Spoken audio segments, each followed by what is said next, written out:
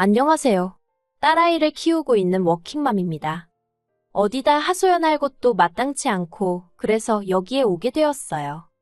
남편과는 서울에서 버스로 10분만 벗어나면 바로 나오는 경기권에서 거주하고 있어요. 할 수만 있다면야 저희도 서울에서 시작하고 싶었지만 당시 저희가 가진 돈이 많지가 않았거든요. 그래서 친정부모님의 도움을 받아 그나마 지금 사는 아파트에 들어올 수 있었습니다. 그리고 동네 자체는 마음에 쏙 들어요. 근처에 산도 있고 학군도 잘 되어 있는 데다가 당장 상권이 잘 조성되어 있다 보니 사는데 불편한 게 없거든요. 하지만 제가 육아휴직에서 복귀하고 얼마 되지 않아서 이직을 했는데 그러면서 출퇴근길이 멀어진 게 어떻게 보면 유일한 단점이라면 단점이네요. 전에는 남편과 마찬가지로 자가용으로 20분 정도면 출근을 할 수 있었거든요. 그런데 지금은 버스도 타야 하고 지하철도 타야 해서 운이 좋으면 1시간, 아니면 보통 1시간 20분씩은 걸립니다. 왕복으론 거의 3시간 가까이 걸리는 셈이지요. 그렇다 보니 집에 오면 말 그대로 파김치가 되어 있기 일쑤였어요. 사실 애만 아니었다면 이직할 일도 없었을 거예요. 원래 다니던 회사도 잘 다니고 있었고 월급도 많았던 건 아니지만 그렇다고 크게 부족하지도 않았거든요. 그런데 어머님 아버님의 성화로 저희 계획보다 이르게 아이를 갖게 되었습니다. 그리고 애를 키우는데 돈이 많이 든다는 건 알고 있었는데 그게 제 예상보다 훨씬 많이 들더라고요. 게다가 엄마 마음이란 게 제 자식이 남한테 치이는 꼴을 보고만 있을 순 없잖아요. 정말이지. 뭐라도 해줄 수만 있다면 더 해주고 싶고 그렇잖아요. 저도 별반 다르지 않았지요. 산후조리원에서 만난 여자들부터 시작해서 여기저기서 말이 들려오니까 하루라도 빨리 뭐도 가르쳐야 될 것 같고 옷도 먹는 것도 좀 더 좋은 걸로 챙겨주고 싶어지고 여러 가지로 조바심이 나더라니까요. 그런 와중에 복귀한 회사는 저를 어찌나 서럽게 하던지요. 비록 제가 대기업을 다니고 있던 건 아니어도 동네 구멍가게도 아니고 그래도 나름 직원 수도 100명이 넘고 연매철도 몇십억인 그런 곳이었거든요. 그런데 애엄마에 대한 인식은 아주 저질도 그런 저질이 없었습니다. 회사에 복귀하고 얼마 되지 않았을 때였어요. 사장실로 호출을 하길래 갔더니 퇴직금 얼마 챙겨줄 테니까 알아서 제 발로 나가라는 거예요. 자기는 애 문제로 자리 이탈하고 회사 일에 집중 못하는 그런 직원은 필요 없다면서요. 하지만 저는 그 말이 어처구니도 없고 가당치 않다 싶어서 따르지 못한다 알렸습니다. 마음 한켠으론 묵묵히 버티면서 제 할 일만 잘해내면 사장도 자기가 잘못 생각했다는 걸 깨닫고 저에게 미안해할 거라고 생각하면서 말이에요. 하지만 제가 너무 순진했던 거지요. 어떻게든 열심히 해보려는 저에게 예전과 다른 업무를 배정해준다던가 혼자 지하에 있는 사무실에서 일을 하게 한다거나 정말이지 정신적으로 너무 힘들게 하더라니까요. 그러다 그런 상황 속에서 다른 회사로부터 스카웃 제의를 받게 되었는데 바로 제가 지금 다니고 있는 회사입니다. 회사가 먼 게 마음에 걸리긴 했지만 이직을 안 한다고 해서 얼마나 버틸 수 있을지도 확신할 수 없었고 어쨌든 제가 먼저 지원한 게 아니라 오퍼라 그런지 연봉 조건도 좋았어요. 그러니 저로선 거절할 처지가 못 되었지요. 하지만 이 소식을 들은 어머님께서 애엄마가 돼가지고 밖으로 도내만의 말씀이 많으시대요. 제 딴에는 열심히 살려고 그러는 건데 어머님이 그런 식으로 말씀하시니 속이 어찌나 상하던지요. 그리고 말이 나와서 말이지만 까놓고 말해서 결혼할 때를 생각하면 지금도 사기 결혼을 당한 게 아닌가 싶을 정도로 억울할 때가 많았거든요. 일단 결혼 전까지만 하더라도 어머님 성격이 저런 줄은 꿈에도 생각을 못했고요. 여러 가지 이해 못할 행동도 많이 하셨어요. 처음 제가 시댁에 인사를 드리러 갔을 때 전 어머님의 얼굴을 보고 깜짝 놀랐습니다. 사람이 어떻게 살아왔는지 얼굴을 보면 다 드러난다고 하잖아요. 저희 어머님은 뭐라고 해야 할지 미운 주름이 많으셨어요. 인상 쓸 때 생기는 미간주름이라던가 처진입꼬리 주름이라던가 그런 거요. 게다가 말씀도 어찌나 괄괄하게 하시는지 보통은 아니겠구나 싶었지요. 하지만 어쩐 일인지 어머님은 결혼식도 혼수도 전부 다 저희들더러 알아서 하라시며 전혀 간섭도 안 하셨고 연락을 자주 해라 마라 그런 것도 없으시대요. 그래서 전 속으로 사람이 생긴 것만 보고는 모른다더니 정말 그렇구나 하고 생각했답니다. 그런데 문제는 결혼식이 임박할 때까지도 처음에 저희 결혼에 보태주시기로 한 5천만 원에 대해서 이렇다 저렇다 말씀이 없으신 거예요. 저는 저대로 돈 이야기다 보니 껄끄러워서 눈치만 살피고 있었고요. 그러다 답답한 마음에 여쭸더니 덜컥 제 손을 잡으시곤 당신 사정을 길게도 늘어놓으시대요. 그리고 그때는 식은 코앞이지 어머님하고는 그럭저럭 정도 들었지. 그래서 제가 냉정하게 상황 파악을 못하고 남편이랑 상의 끝에 어머님이 해주신다던 돈은 대출을 받아서 해결했답니다. 그렇다 보니 결혼식을 올리고 나서도 한동안 애 가질 생각은 꿈도 못 꿨지요. 그런데 결혼한 지 1년도 안 돼서 아버님이 쓰러지시고 이래저래 집안에 일이 좀 있었어요. 그러니까 어머님이 하루빨리 손자라도 아버님한테 안겨드려야 하지 않겠냐며 그렇게 밤이고 낮이고 저를 닥달을 하시는 거예요. 남편도 남편대로 마음이 급한 눈치였고요.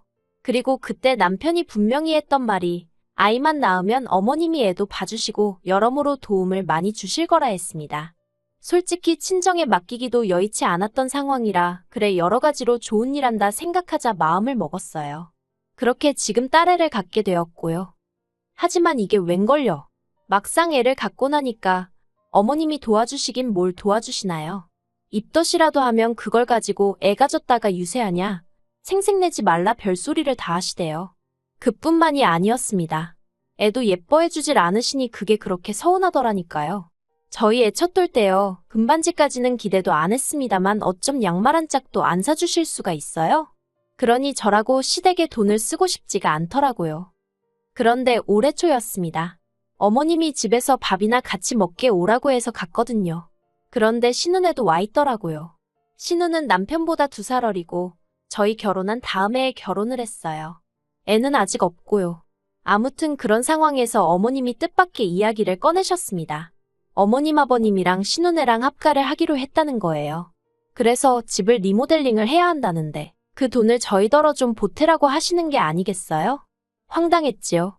보아하니 신혼애가 들어와서 산다고 하니까 리모델링 이야기가 나온 것 같은데 그걸 그러면 신혼애회가 보태야지 왜 저희가 보태나 싶어서요.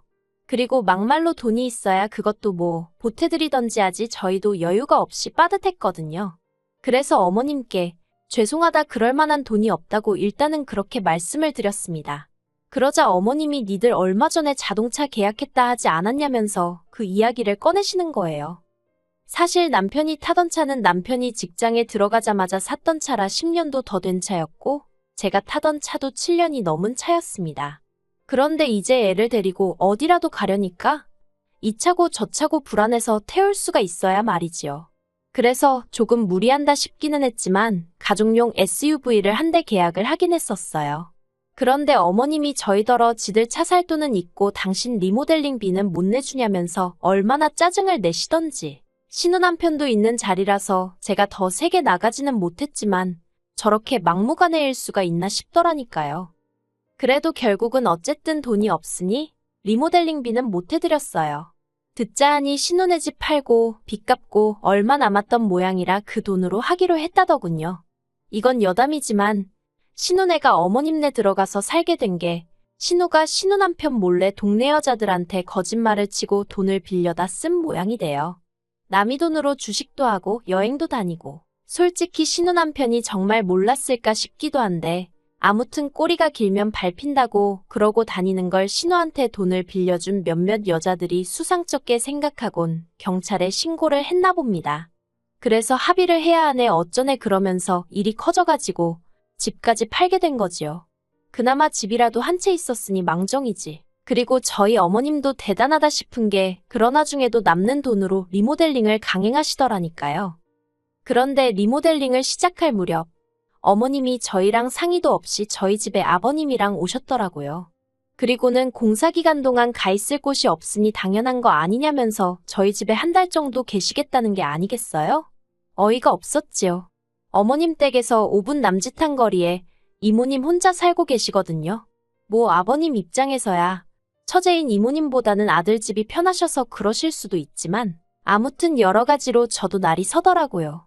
그런데 이미 짐까지 싸들고 오신 분들한테 안 된다고 할 수도 없고 남편도 자기도 몰랐다면서 미안하다고 하대요. 그래서 유야무야 같이 지내게 되었습니다. 그리고 말해 뭐 하겠어요. 한 달이 1년처럼 길고 고역이었습니다. 어머님이 계신다고 저나 남편의 일상이 조금 편해지고 그런 게 전혀 없었어요. 저는 집에서 7시에는 나가야 제 시간에 출근을 할 수 있었는데 어머님이 아침을 차려달라고 하질 않으시나 화장실도 하나뿐인데 그걸 차지하고 안 나오시고 정말 일부러 저러시나 싶을 정도로 아침부터 사사건건 사람 환장하게 하시더라고요.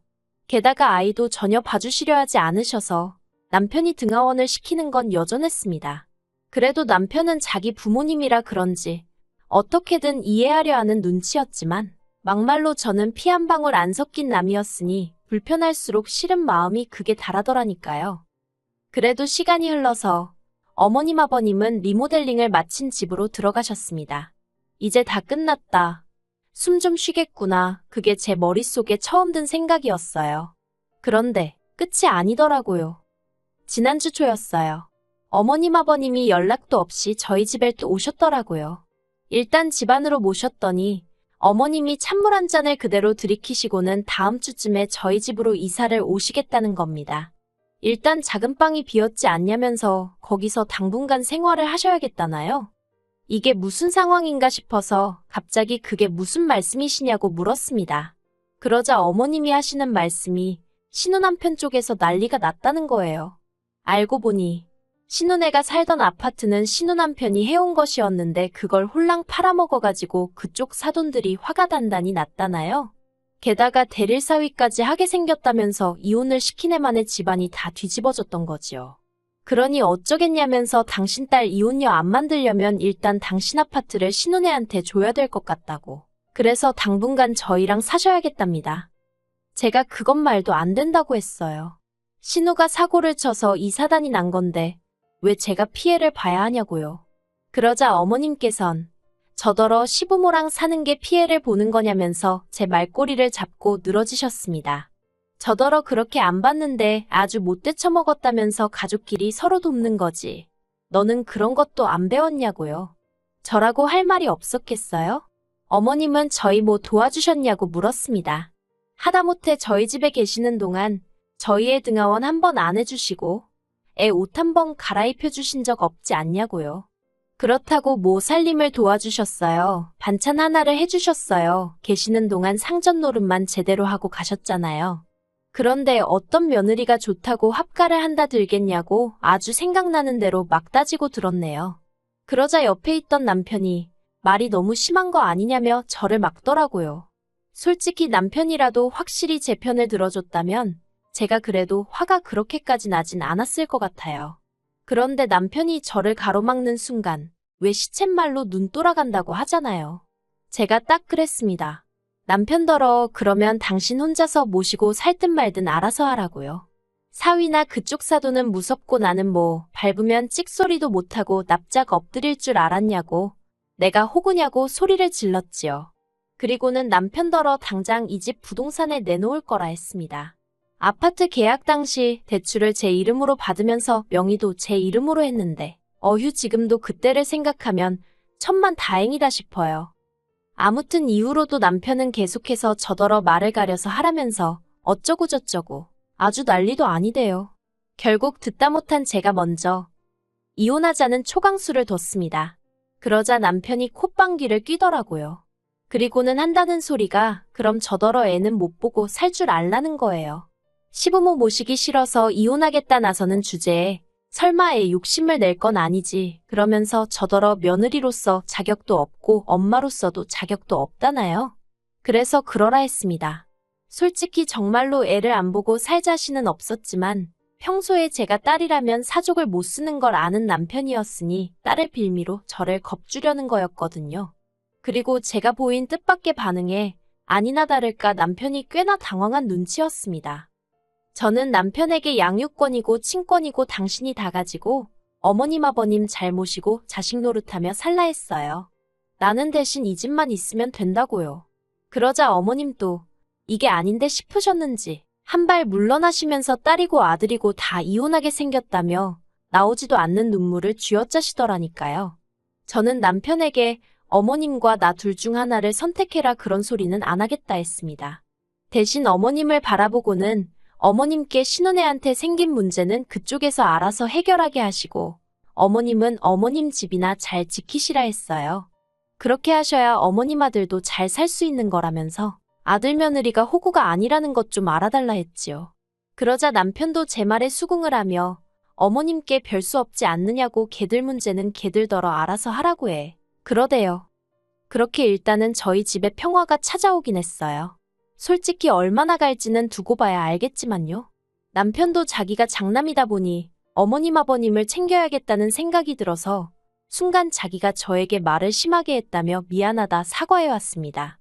하지만 말이라는 게 한번 엎어지면 주워 담을 수 없다고 제가 받은 충격과 상처가 한 번에 괜찮아지진 않더라고요. 그래서 지금 남편이 무척 꼴보기 싫은 상황이긴 하네요. 그래도 뭐, 애 아빠고 그동안 저에게 잘해왔으니 한 번 더 기회를 줄 생각입니다. 어머님은 이후로 저에게 연락은 따로 안 해오고 계세요. 그리고 신혼에는 별거를 시작했다대요. 신우 남편은 자기 본가로 갔고 신우는 신우대로 어머님 아버님하고 지내고 있어요. 그래서 신우가 저나 저희 남편을 원망하는 눈치긴 한데 그거야 뭐 솔직히 그러던지 말던지 관심은 없습니다. 저는 제 가정이 소중하지 신우 가정까지 챙겨줄 여력도 없고 능력도 안 되거든요. 어떻게 끝내야 할지 모르겠습니다만 제가 하고 싶은 말은 가끔은 생각보다 더 세게 나가야 원하는 바를 얻을 수 있는 것 같다는 거예요. 앞으로도 어머님의 억지에 휘둘리지 않고 제 가정을 지키며 살아가 보겠습니다.